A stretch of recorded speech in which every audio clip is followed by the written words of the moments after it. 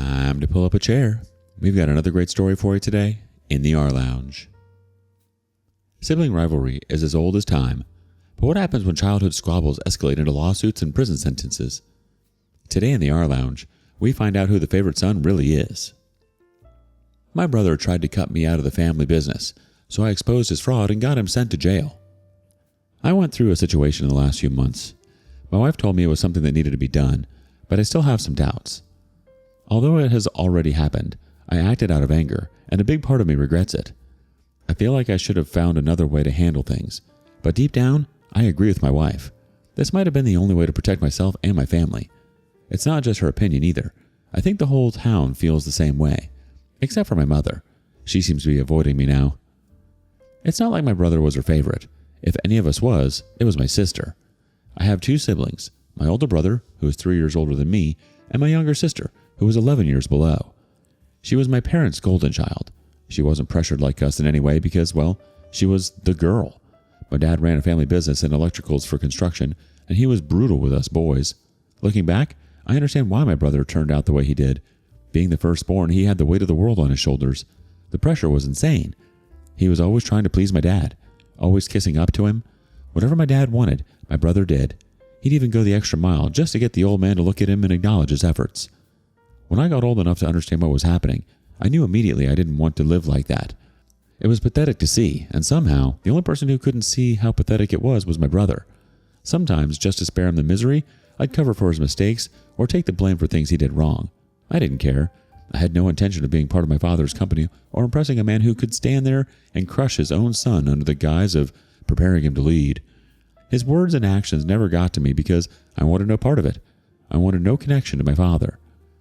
I remember one time, back when we were still kids, my brother had accidentally broken a voltmeter our father used for work. You know how kids are. He was just trying to figure out how it worked, but he ended up dropping it. When our father came home and saw the broken pieces, his face turned red with anger. My brother was trembling, and I knew what would come next. I naturally just took the blame. I'll never forget the look on my father's face, the disgust. My father didn't even hesitate. He yelled at me for what felt like hours, called me useless, and growled at me for weeks.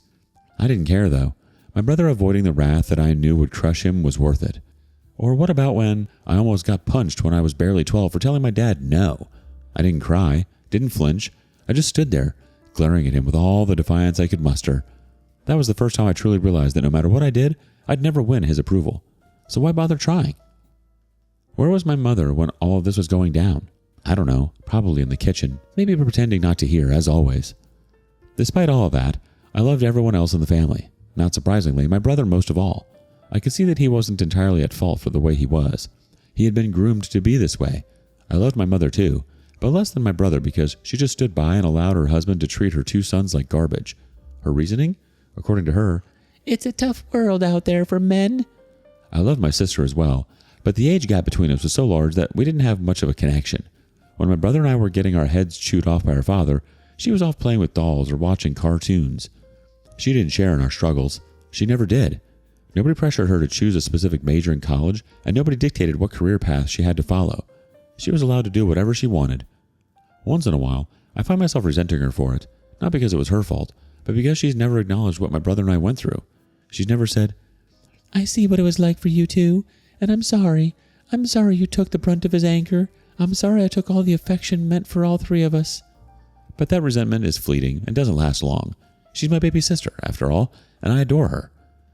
During my teenage years, and even as a young adult, I was rebellious. The exact opposite of my brother. In our family, there was only one accepted set of choices for us boys. Focus on the sciences in high school, pursue a degree in electrical engineering in university, and then earn a mandatory MBA or management degree. My brother followed this path to the letter, but I refused. I told him I wanted to study art. Art had always been my passion. It was my escape from the tyranny of my father.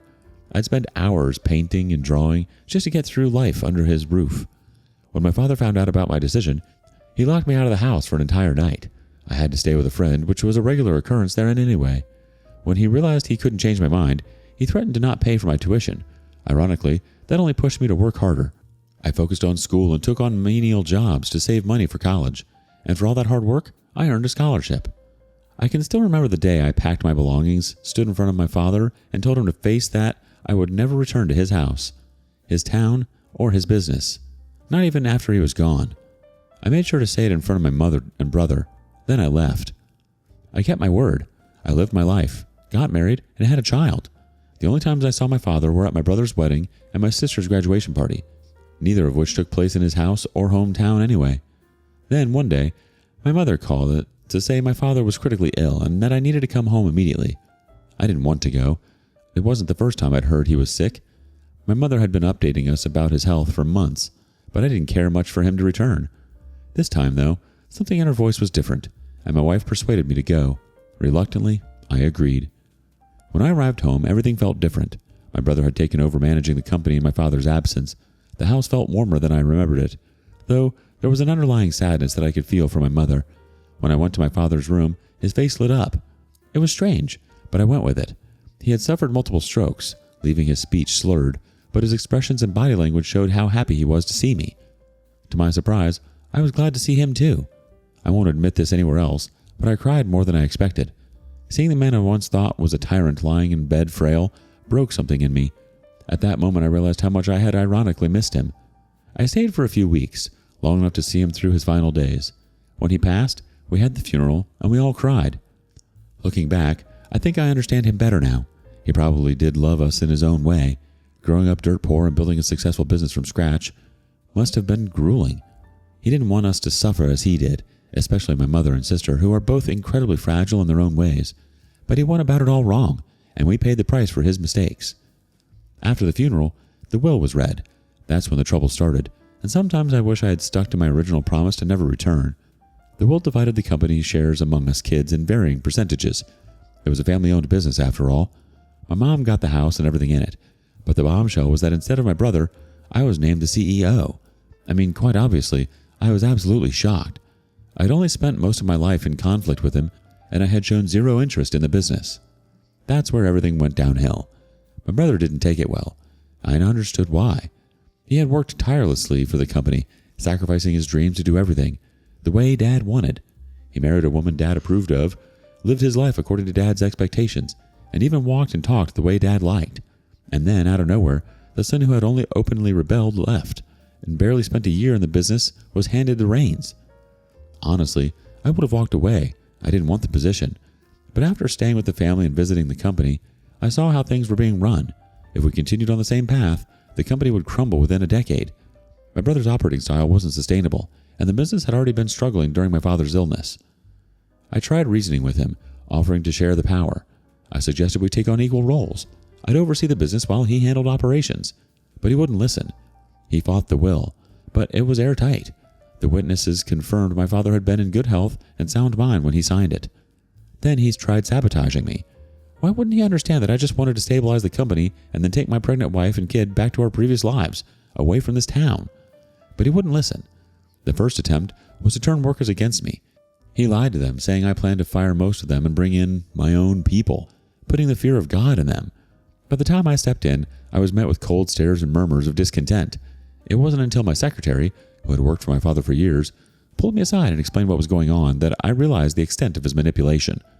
Following her advice, I held an emergency meeting with all the workers, assuring them that their jobs were secure and that I had no intention of replacing anyone. It worked for the moment, but the damage to morale had already begun. The next thing he did was sabotage my attempts to bring in new investors. Every time I reached out to potential partners, he somehow got there before me.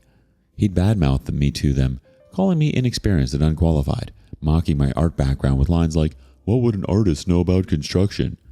It worked, too. Every single one of them backed out after talking to him. I couldn't understand his reasoning. Did he think that if he couldn't run the company, no one else could? Didn't he see the harm he was causing not just to me, but to the family business he'd sacrificed so much for? Even my mother and sister tried to talk him down, pleading with him to let it go for the sake of the company, but he wouldn't budge. Then came the third attempt. He tried to sabotage a major project we'd secured. It was a significant deal, one that would have helped stabilize the company's finances. My brother, still bitter and unwilling to cooperate, deliberately messed around with the wiring layout files that were sent to the site. If one of our associates hadn't caught the few critical changes he had made in time, the project would have been a disaster and the client would have come for us big time. When I confronted him about it, he shrugged it off like it was no big deal. But it was a big deal. I had to step in and personally oversee the project to ensure there were no further issues. It was exhausting, but I had no choice. The final straw came when he went after my family. One evening while I was still at the office, my wife called me in tears. Through sobs, she told me that my brother had shown up at our house, uninvited, and threatened her. He told her in no uncertain terms that she wouldn't like what would happen if I didn't step down as head of the company. She was terrified, and by the time I got home, I found her packing our things, ready to leave with our son and go back to our old home. When I tried to talk to her, she looked at me. I remember her face pale with fear. "You have to fight this, for the sake of the company and for me and your child. I can't stay here and put our child at risk." The words cut deep, but she was right. My brother had crossed a line. This wasn't about the business anymore, it was personal, and it had to stop. I understood that he had spent his entire life working towards a goal, and that was pulled out from under him. So it wasn't a shock that he was acting like he had lost his mind. But didn't he realize that everything I was doing, taking over the company, staying in this godforsaken town, enduring his constant sabotage attempts, was all to protect him? To protect the family business? It was infuriating. He should have known, of all people, that I loved him and I would never take what was meant for him for myself. You know, when I mentioned how he had been running the company before, I wasn't exaggerating. In his desperate bid to earn money for the company and prove himself, he had been engaging in things which were definitely illegal. He lied to clients about the quality of the materials he was using for wiring, while substituting them with substandard options, since those were cheaper. The problem with that is that it could be a fire hazard, and at the very worst, it could mean casualties. I knew all this thanks to my dad's lawyer. When my father first fell sick and my brother stepped in to manage the business, Dad became suspicious. The profits were suddenly up despite his absence, and things looked too good to be true. He hired a PI to follow my brother and also got a secretary to bring files to the house at his request. At first, nothing unusual turned up, but it didn't take long for the entire truth to turn up. My father had confronted my brother back then with the lawyer, but as always, the old man's way of teaching lessons was brutal and unproductive, only pushing my brother further into his reckless ways to make Dad proud.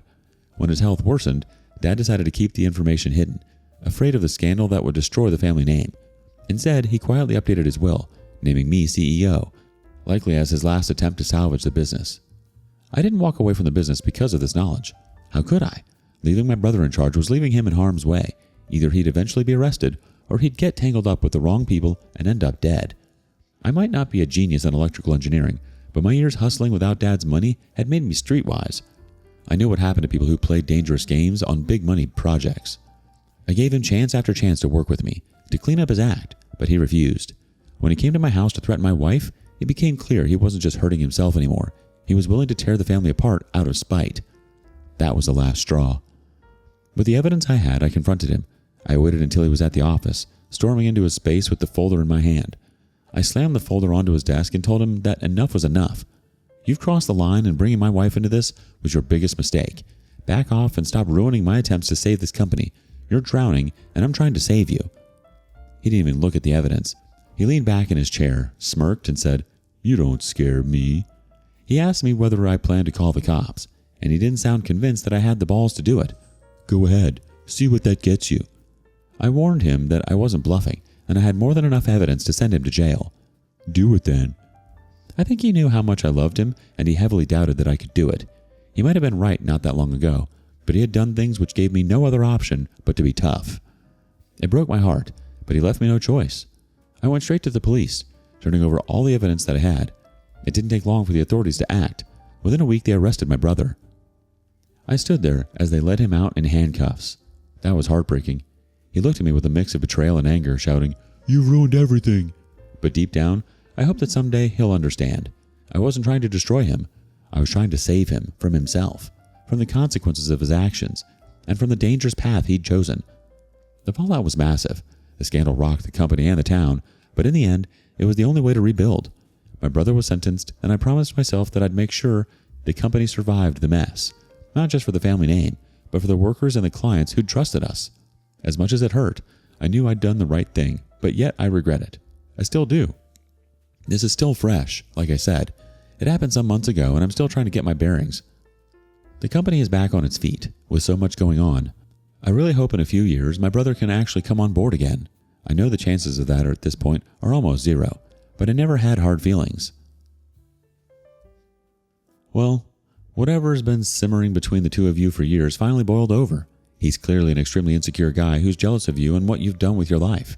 Sabotaging your business, manipulating workers, and trying to turn people against you goes way too far. There's no excuse for that. And unfortunately, your mom and sister have just been caught in the middle of it all. The fact that you hope that your brother comes back on board after all of that is incredibly telling of just how good and compassionate of a person you are, OP. But maybe reconsider. He's got some kinks to iron out. What do you think? And thank you for joining us today in the rLounge. Be sure to like and subscribe and hit that notification bell so you don't miss out on our next video. Until next time. And please put your chair back where you found it.